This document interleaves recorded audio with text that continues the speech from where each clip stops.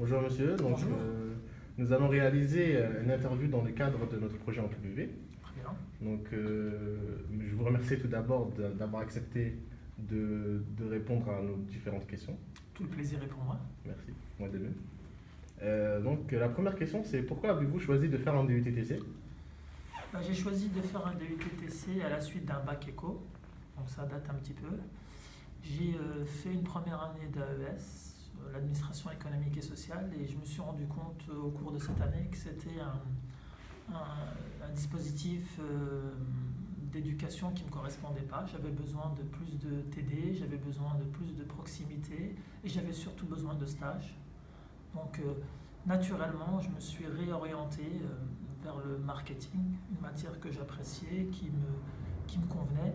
Et donc, du coup, j'ai eu un mix entre l'économie, le marketing et puis certaines matières générales et la présence des stages. Donc, ça s'est imposé un petit peu à moi dans l'orientation. D'accord. Et vous aviez un projet initial ou pas? Alors, j'avais pas de projet initial en rentrant. D'ailleurs, c'est ce qui m'a fait perdre une année en AES, parce que c'était ce que je vous dis souvent, et il faut prendre le temps de réfléchir et de voir un peu plus loin que le bout de ces 2 ans. Et donc c'est par expérience que je vous dis ça, parce que j'avais pas pris le temps de me poser, de réfléchir sur un métier. J'avais uniquement réfléchi en termes de poursuite d'études. Et donc du coup, une réorientation pas forcément un métier, mais j'avais un secteur. C'était le secteur de la pharmacie. Et plus précisément, je m'intéressais à la visite médicale. Donc voilà. D'accord. Pouvez-vous nous dire quel est votre parcours scolaire et professionnel chronologiquement? Alors très rapidement, Très rapidement. parcours scolaire, j'ai fait un bac éco, Mhm. donc un bac ES.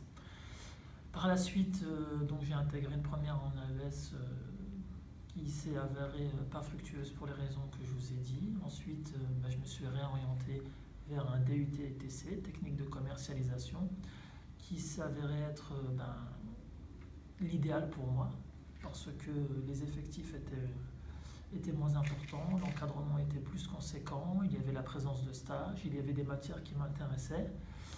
Donc à la suite de ce DUT-TC, j'ai intégré le marché du travail et j'ai fait une licence, j'ai fait une carte professionnelle pour pouvoir travailler dans le cadre de la visite médicale.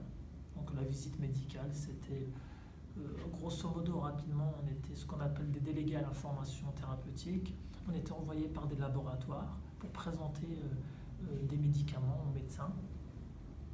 Donc, suite à l'obtention de cette carte professionnelle, donc j'ai dû me former quelque peu. J'ai eu cette carte professionnelle, j'ai travaillé pendant 2-3 ans. Et en parallèle, j'ai poursuivi mes études. J'ai validé une licence. Et après une licence, je me suis dirigé vers un master. Et j'avais toujours dans un coin de ma tête de devenir enseignant. Parce que c'était une expérience qui m'avait plu.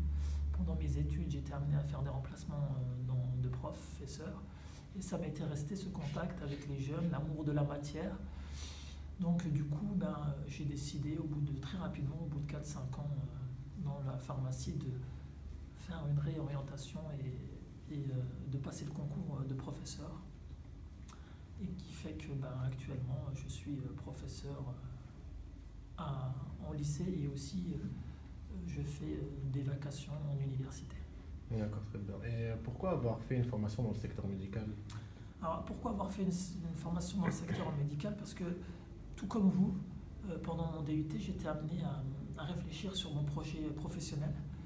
Et j'étais parti au tout début, première année, à un stage à la banque et je me suis rendu compte que ça ne me plaisait pas forcément. Le domaine bancaire, c'était plutôt, ça correspondait pas à mes attentes. Et le contact avec la clientèle non plus ne me satisfaisait pas. Je ne le trouvais pas suffisamment, régulier. Et donc du coup, je me suis réorienté vers le domaine médical parce que, comme vous, on préparait nos projets professionnels et j'ai découvert cette voie que je trouvais intéressante parce que j'ai toujours eu un petit faible pour les matières scientifiques et notamment tout ce qui était lié à la médecine, à la biologie. pédagogie, etc. Et là, j'avais l'occasion de lier cette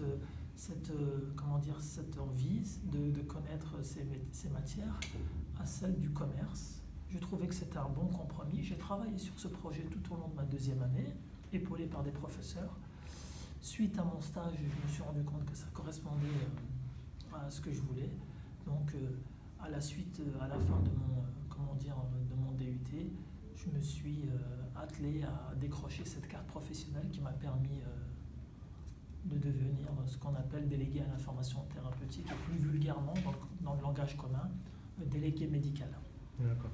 Et durant votre parcours scolaire, durant vos années d'études, est-ce que vous voyez devenir professeur? Et est-ce que vous êtes, deuxième question aussi, désolé, est-ce que vous êtes satisfait d'être devenu professeur et d'enseigner, d'être devenu enseignant? Alors, première question, est-ce que je me voyais en tant qu'étudiant? Je vous ai déjà répondu et je pense assez franchement, j'ai pas pris le temps de me projeter. C'est ce que je vous réponds, ce que je vous demande souvent, de réfléchir, de voir beaucoup plus loin. Donc ça m'a coûté un an d'université où j'ai pas perdu forcément mon temps parce que j'avais engrangé des connaissances en économie, dans différentes matières, mais une année où j'ai pas pu avancer concrètement sur mon projet. D'accord? Donc non, pendant mes études, tout du moins au niveau du lycée, j'ai pas pris le temps. Par contre, l'IUT, ça a avéré pour moi une période assez fructueuse parce que j'ai pu travailler avec mes professeurs, en grande partie par moi-même, il ne faut pas tout attendre aussi, et les stages m'ont permis de valider mon choix professionnel. Une fois que j'ai fait mon stage, je me suis dit, en fait, ça correspond vraiment à ce que je voulais. Alors du coup, là, j'ai pu valider mon choix professionnel. Donc, pour mon métier, j'allais dire, de visiteur médical, l'IUT s'est avéré déterminant. Ensuite, j'ai eu une réorientation, comme je vous l'ai expliqué précédemment. Alors là, c'est plutôt, une expérience que j'avais eue en étant étudiant et qui s'est avérée très positive. L'amour de la matière. Parce que quand on est commercial, on n'est pas forcément confronté à tout ce qu'on a appris et on ne réutilise pas. Et l'amour de la transmission, c'est-à-dire transmettre ce que je savais, ce que je sais, et le contact avec le public, c'est-à-dire les étudiants. Allez, Mike Force. C'est bon, vous avez coupé? Allez-y. Donc voilà, et là, ça s'est avéré, je pense, un bon compromis.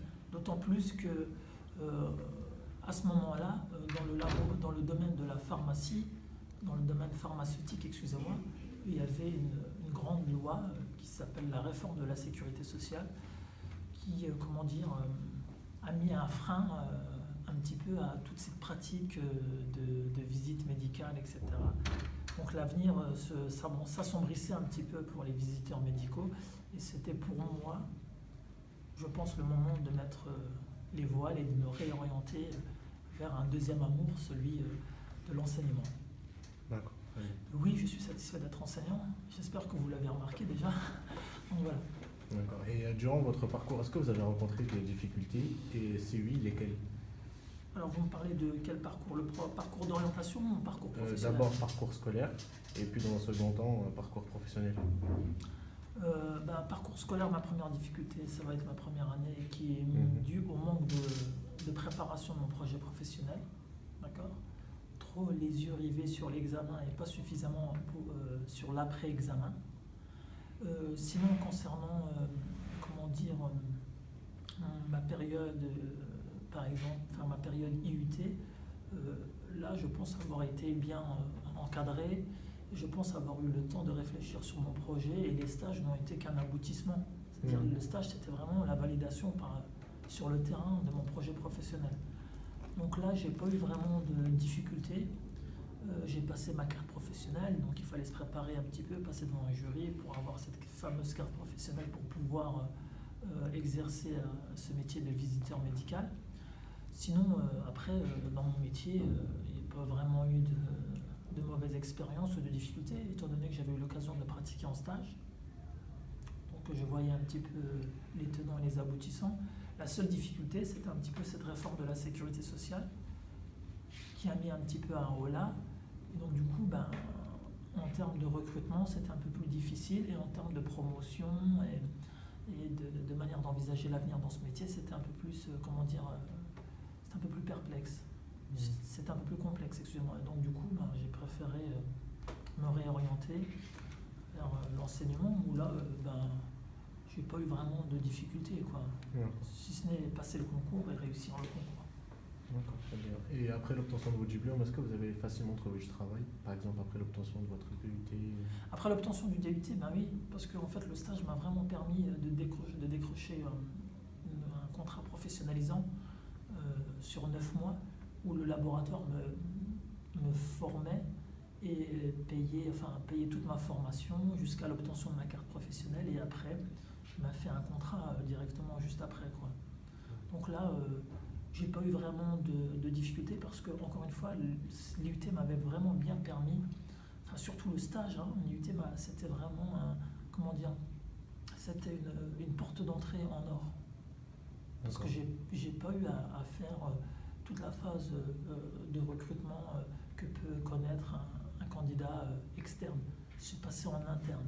D'accord, très bien. Donc on a eu quelques entretiens avec les responsables de ressources humaines et le directeur commercial de la région, mais c'était beaucoup plus allégé, quoi. On me connaissait, on avait eu l'occasion de voir ce que j'étais capable de faire, donc c'était beaucoup plus facile.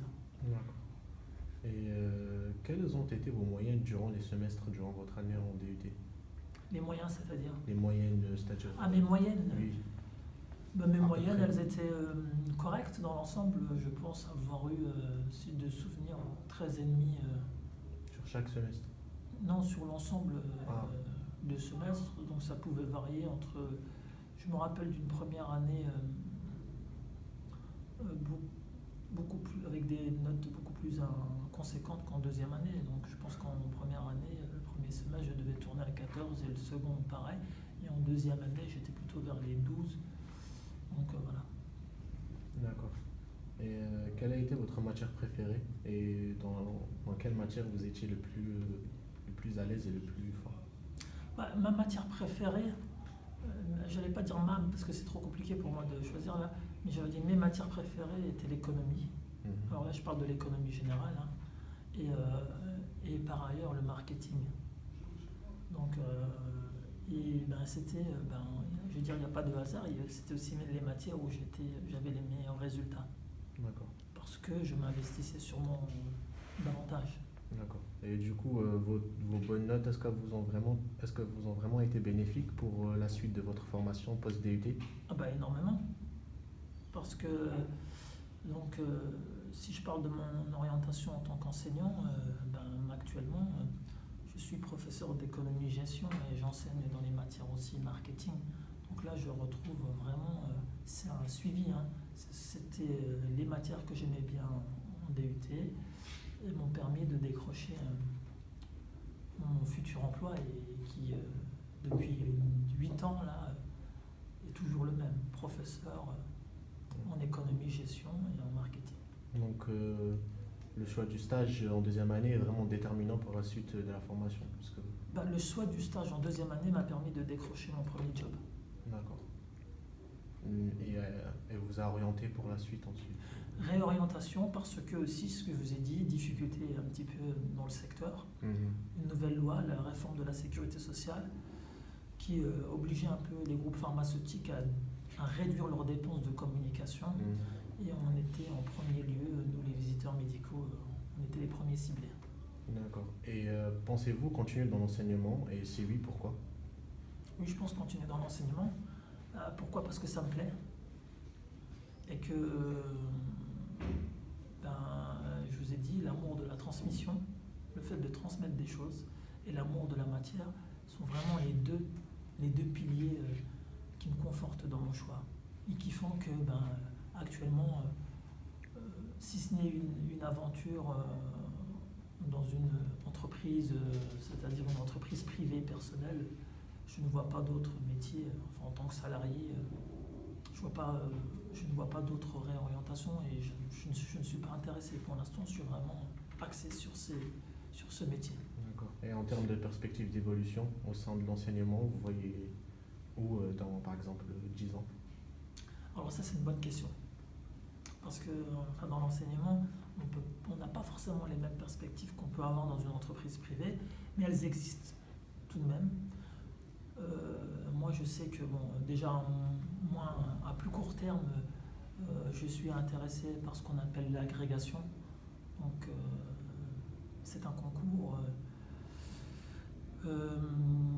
qui, on va dire, nous permet d'accéder à des postes d'enseignants un peu plus, on va dire, intéressants, qui nous ouvrent un peu plus de perspectives. Donc, moi, vraiment, là, il y a ce concours qui me plaît bien. D'accord. Et donc, pour finir, quel conseil donneriez-vous pour des futurs étudiants post-DUT? Alors déjà, futurs étudiants, là vous y êtes déjà, hein, mais des étudiants en DUT, moi le conseil que je vais leur donner, c'est de prendre le temps, mais vraiment le temps de travailler son projet professionnel. Parce que là vous êtes en deuxième année. Pour ceux qui envisagent une poursuite d'études en licence, les dossiers vont très vite arriver, les dossiers de candidature en licence. Et on ne peut pas se permettre de se dire d'abord je valide mon diplôme et après je vois. Non. C'est d'abord je prépare mon orientation et tout en poursuivant mes efforts pour l'obtention de mon diplôme. Parce que les délais sont, sont des délais impératifs. On peut pas se permettre comme ça à court terme. Il faut réfléchir. Donc ça, c'est pour les dossiers de candidature. Mais au-delà de ça, si même je veux aller sur le marché professionnel, sur le marché du travail, il va falloir que très vite, je commence à cibler quel secteur, quel métier. Donc forcément, moi j'ai envie de vous dire, tout au long de ce DUT, il faut réfléchir à son projet professionnel et que ces stages, c'est aussi c'est aussi pour vous un moyen de vérifier vos choix professionnels. Pour moi, le stage de deuxième année, il était déterminant, il a permis de valider mon projet professionnel. D'accord. Je vous remercie d'avoir pris le temps de nous accorder cette interview. C'était avec un grand plaisir et j'espère que ça peut vous aider dans vos orientations respectives. Merci.